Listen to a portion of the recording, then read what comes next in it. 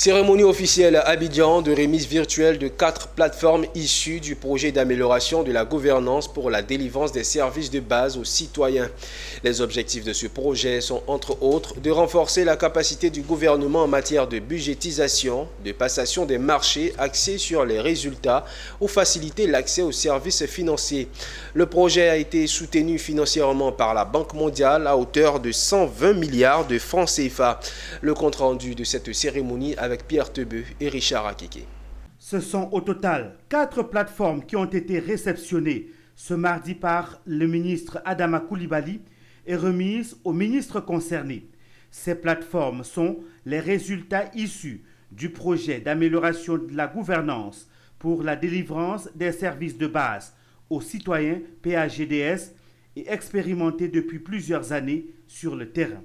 Il s'agit de la plateforme Système d'information hospitalier pour le ministère de la Santé, de l'Hygiène publique et de la couverture maladie universelle, de la plateforme DOB Connect pour le ministère de l'Éducation nationale et de l'alphabétisation et de la plateforme e-Tripcom pour le ministère de la Justice et des Droits de l'Homme. Les ministres bénéficiaires apprécient les résultats déjà engrangés dans le cadre expérimental sur le terrain. Grâce au contrôle biométrique qui permet de fiabiliser le processus de comptage des élèves affectés, nous avons pu réaliser une économie de 10 milliards de francs CFA en une seule année grâce à ce projet. De payer la juste dépense et de renforcer l'assiduité des élèves contrôlés.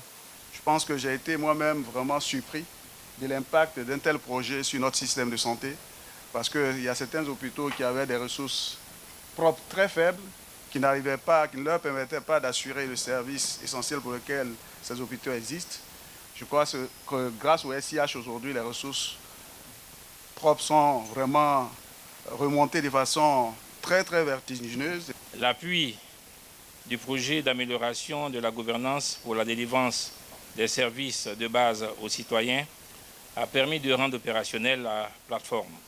Aujourd'hui, celle-ci est opérationnelle, sécurisée et accessible en ligne à tous les usagers du tribunal de commerce d'Abidjan.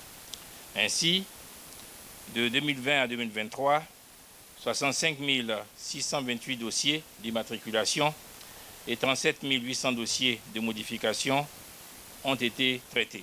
Enfin, une plateforme pour le paiement des dépenses et de recouvrement des recettes Trésor-Pay et Trésor-Monnaie a été également réceptionnée. Pour la Banque mondiale, il faut accompagner l'État de Côte d'Ivoire dans ses différents efforts de rapprochement des services de base auprès des populations. Je me réjouis également qu'on va pouvoir lancer un programme dans le domaine du digital à hauteur de 250 millions de dollars et qui, entre autres, va porter la plupart de ces plateformes que vous avez fait à échelle.